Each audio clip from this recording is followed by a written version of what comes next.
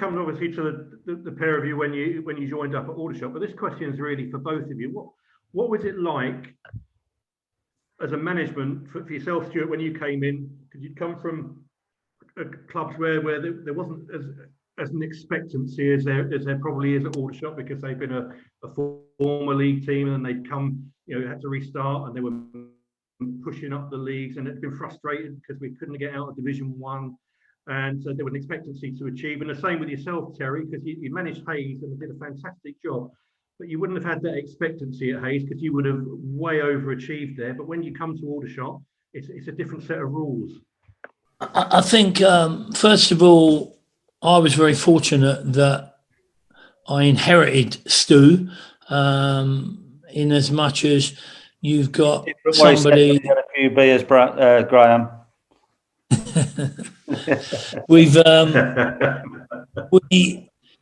You've got the opportunity to work with somebody who knows the squad inside out, and Stuart had worked with all the boys. He knew the club inside out, and it was a marriage made in heaven.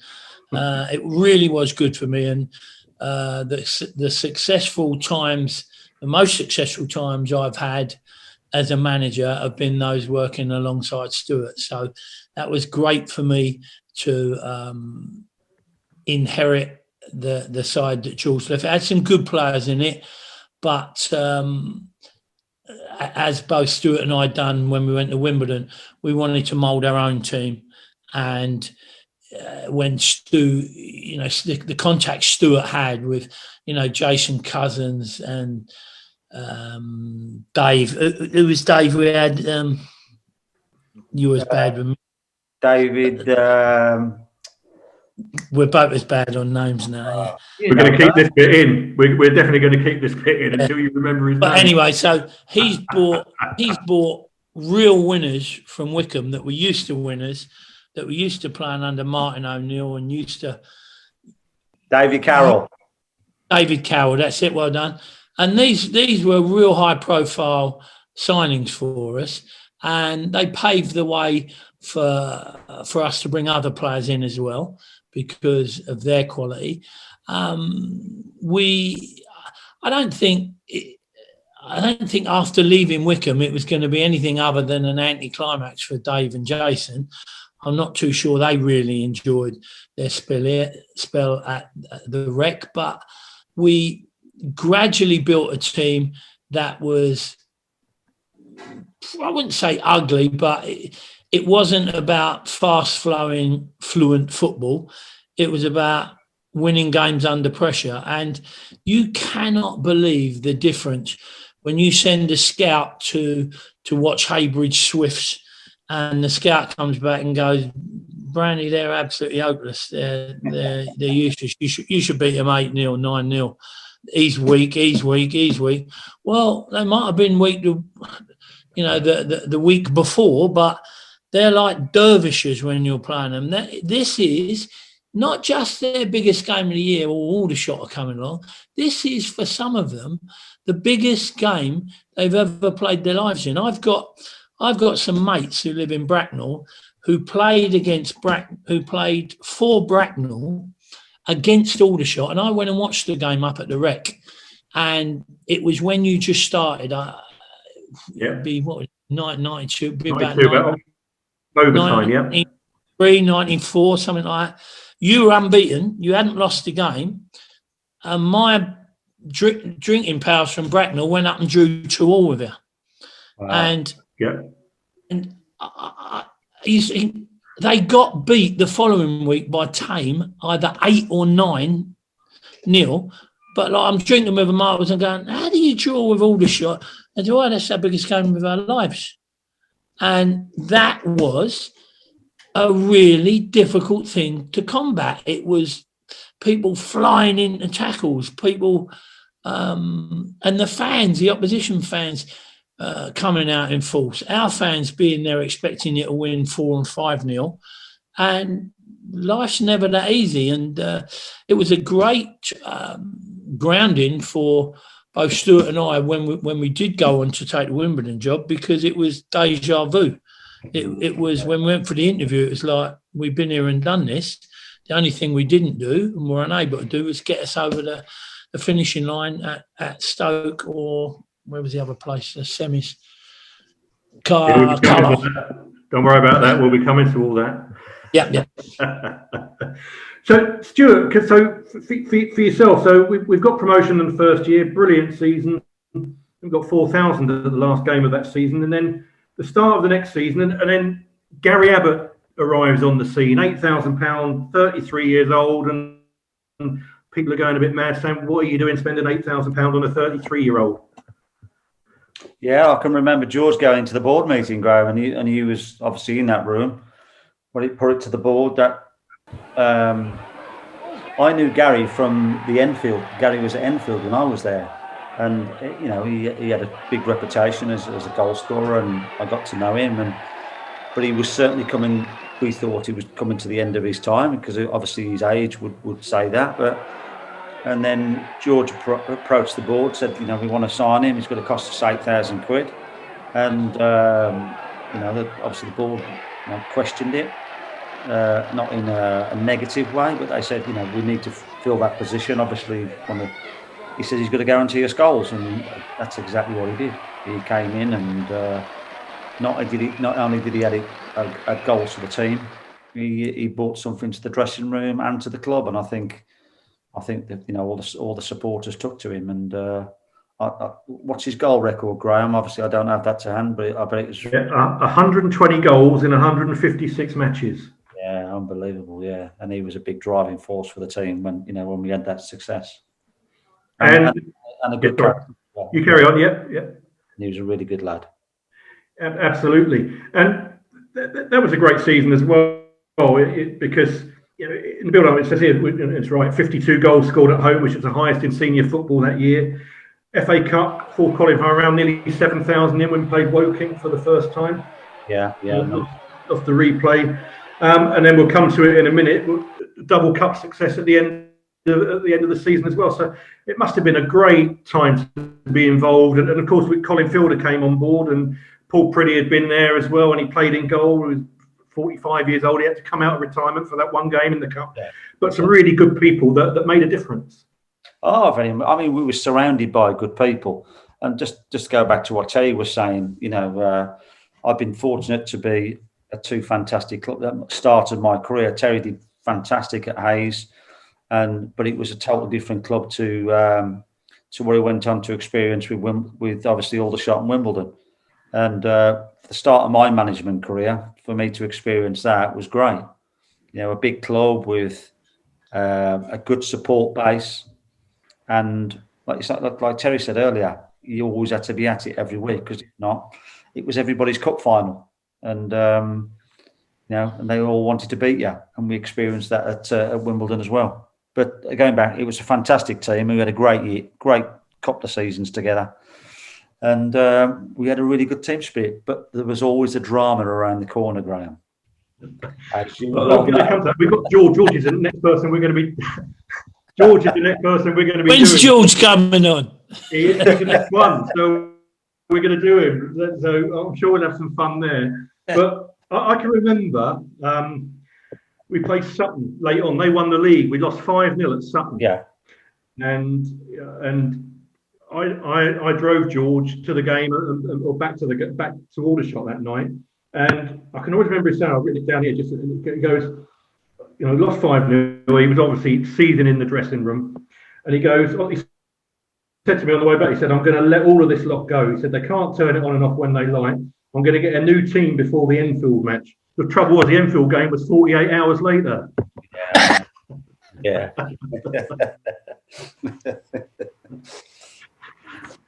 But when I look back, and I was secretary at the time, and when I look back and we have all the memories, I loved it. I have to say, because there was always something around the corner, so you're always on your toes, And as I've had a laugh with George over the years about, it's like having a season ticket up at the FA, and we're going to talk about that, Stuart, in a minute. One of our visits to the FA, but it's you always had to be on your toes with him because there was always a drama. Very much so, and as we experienced it when Terry and myself worked together, when we tried to sign somebody, because it was Aldershot was held up in high esteem, and people, fantastic pitch, great support base.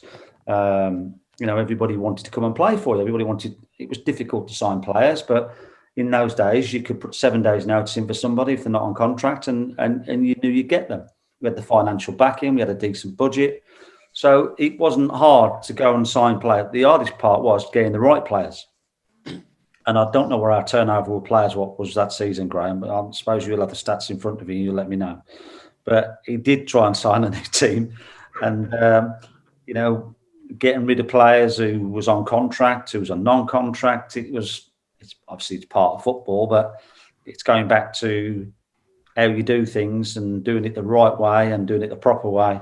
That wasn't always the case as you went now. So we had a high turnover of players, and like I say, you had to be on your toes because you never knew what was going to happen the next day.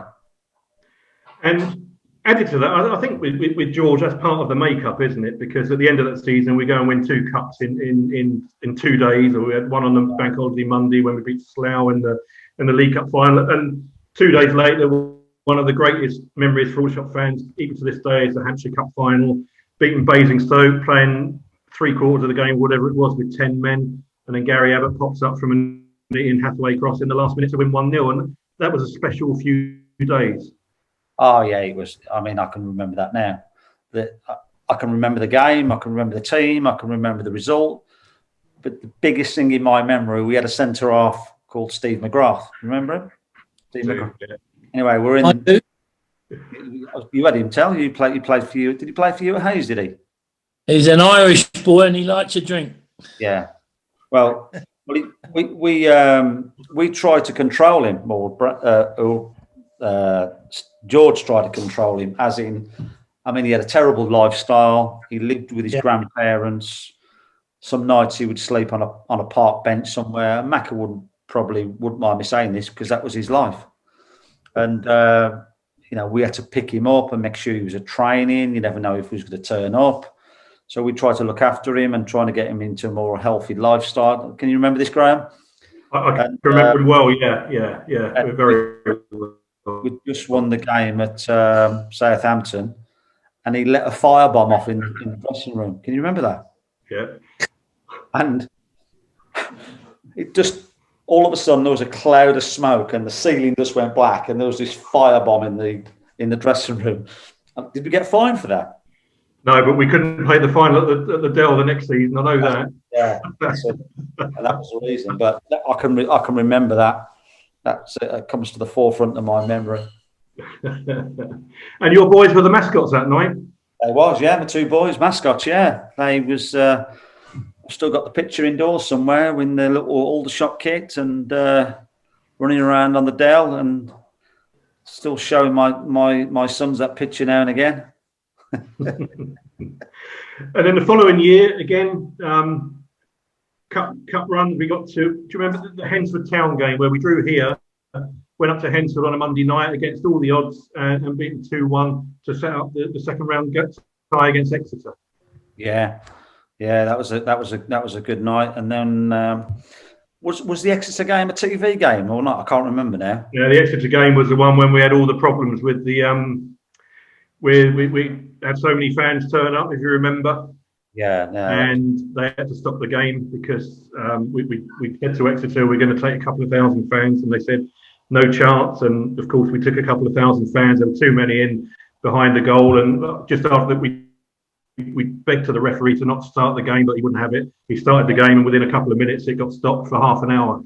I can remember on that night, on that day, you and George was on the pitch trying to get all the supporters back and the safety of supporters. I mean, it was terrible, really. But yeah, I can remember that. It was. And then in the league, beat Farnborough over Christmas, 5,500, which at the time was the highest crowd at the Rec in 21 years. And now I want to talk about this game. Woken again, Jimmy Segru, and his well-known on foe kick, headbutt, karate kick, whatever you want to call it. I mean, Jimmy was, as we all know, he was a fantastic little winger. I think, Terry, you had him at Hayes as well, didn't you? we signed him the year we went up. That's it. He didn't play every year. We signed him from you for $3,000, and we sold him back to you for $2,000 the following year. He played a few games for us. Great character, but to be honest, I've never known a player whose heart and soul was Aldershot. It was, He was at Hayes. We were a better side. We were in a higher league. We were flying, and all he wanted to talk about was Aldershot. He's a real Aldershot legend, and he was a good lad. I liked him. Yeah. I mean, him and George had a really good relationship. I mean, obviously George knew his character. Obviously, he let us down a little bit, or he did. But I mean, he was part of the team spirit we had. He was, I think, he was a Shepherd's Bush boy, wasn't he? Yeah, he was. Yeah, he was. Yeah, and he was a fiery character. I can remember, Graham, the year we had a real good year. I forgot what year it was, and Aidan, one of the directors at the time, he had a travel company. And he took us to, was it Tenerife? We went to Tenerife, yeah. There was, I think there was a party of about 28 of us. And Jimmy was part of that party with Johnson Hippolyte, Gary Phillips Spit, who works at Crystal Palace now, another great character. Anyway, we all go to Tenerife, and we were in this lovely hotel. Aidan had looked after everybody. We had lovely rooms and lovely hotel. And after the second night, the manager pulled us and said, we need you and your party to vacate the hotel and leave the hotel. Can we ask why? Yeah, your players, they're mad. The little boy, the winger, he says he's crazy.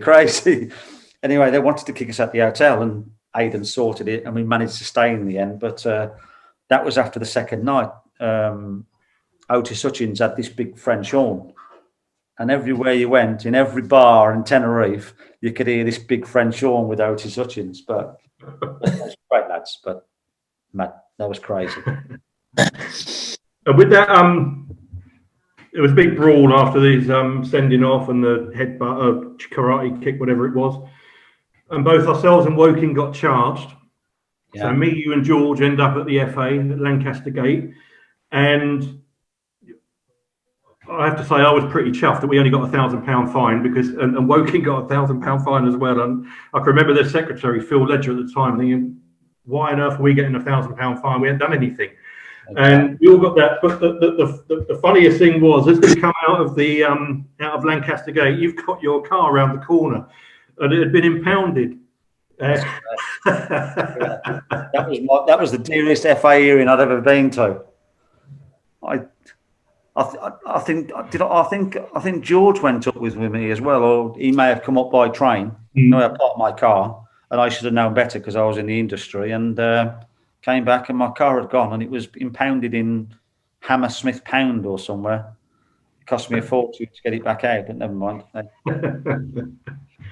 from there on, you know, as much as we tried to get into the Premier Division, it just wasn't to be.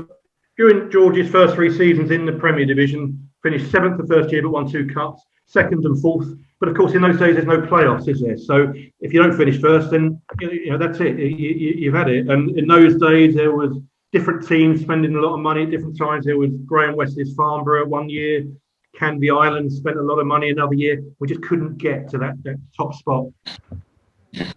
We just fell short. Like you say, it was either top spot or nothing, and there was no playoffs then. There was no second spot. It was, and you know, Graham at Farnborough had a good side. Jeff at Canvey had a really good side, and we just couldn't just couldn't get that promotion, could we? No, and so in the end, it all became frustrating, and then George went in the January, and it became a little bit unpleasant at the time because, of course, he was desperate to want and to achieve, but it just couldn't happen in the end. And you know, the club decided that a break was needed, and that's what happened. And then George went, but you took over as caretaker for 14 games, and your win rate here, Stu, is pretty good. 9 wins out of 14. Yeah, it's not bad. It's not bad, Graham. You know, we had a management team then, and there was obviously George, myself, Alan McCreaney, who was the physio. who's no longer with us, bless him, who's a very good physio. Was Colin Fielder with us then, Graham? Sorry, you've frozen, Graham. Colin, yeah. Have Was Colin Fielder with? No, Colin had left, hadn't he? gone, yeah. Yeah, Colin had left, yeah. So a quick story about this, because I think we have to try and put this across in the right way without upsetting George too much. I think George had a year left on his contract, so he approached me and Alan and said, "Listen, I'm going to be leaving. I'm going to get sacked, but obviously I'm being paid up. I want you two to stay." Because obviously we was offered no payoff or anything like that. It was just sort of, you either walk out. And looking back at it now, we probably should have walked with him and forgot about the financial side of it. But he said, "No, you stay. And if once I walk into another job, I'll come and get the both of you." So we agreed to do that. And we all shook on that in our little office, overlooking the stand, what we used to have upstairs. And he left. Obviously, I got appointed interim manager until a manager could be found. And then I pick up the paper 2 days later, and there's George on the back page slagging me and Alan McCready off. So that was obviously part of it. And we said, we didn't speak for a while, but that's what happened then. And then, like you say, I had the team for a period of time until Terry came in. Did you ever fancy the job full time yourself as manager? I'd be lying if I said I didn't, but with the size of the club and knowing, obviously, because it was a full-time role, and anybody who's been in management or coaching or assistant managing, whatever you want to call it, it just takes over your life. You can't do it on a part-time basis. It does happen. People that have jobs and they work and they manage teams and they do it really successfully, but it was too big a club to be a part-time manager. And I soon realised that after the first couple of weeks. You had the press to do, you had the team, you had signings, you had looking after the players, you had training. It was just too much. And I enjoyed it whilst I was doing it. I thought I did a decent job. And then obviously when I knew Terry was coming in, we a successful manager at Hayes, and I knew Terry, but I didn't know him that well. We played against each other and come across obviously against each other in teams, but I didn't know him as a person. And the first thing I said to him, if you want to bring your own staff, do you remember where we met, Terry, the first night? Well, on our first date. Our first meet. I remember our first date, no. The one that in Long Lane Ivor, the hotel there? It's no longer there anymore. It's knocked down. It's by the traffic lights, big hotel there. We met in there and we had our first chat about, that's the first day you got the job. And we spoke about players. I think we had 4 or 5 beers together. And that's where we started sort of our relationship, really, of our management stuff. So, Terry, talk me through now about, you've done really well at Hayes, nearly 500 games at Hayes as manager. Plus you forgot to say we finished 3rd in the league, in the conference, when only one went up. We could have been a football league club. I know. Absolutely. Was it Cheltenham won it, didn't they? Talk about that achievement. Yeah. Everybody in Hayes hates Cheltenham. We hated Cheltenham. Yeah. I still don't like them now. So you come to Aldershot. The job became available. What did you know about Aldershot and how did it all arise? I didn't know.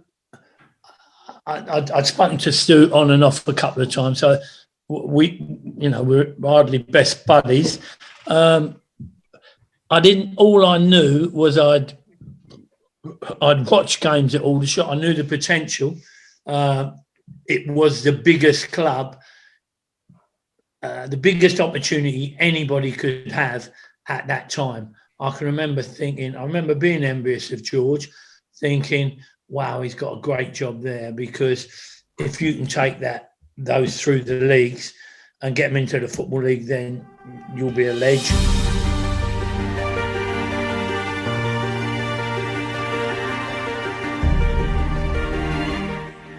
And then when you get in the Conference National, there are some big hitters in there. There are some ex-pro sides. We weren't the massive, great team anymore.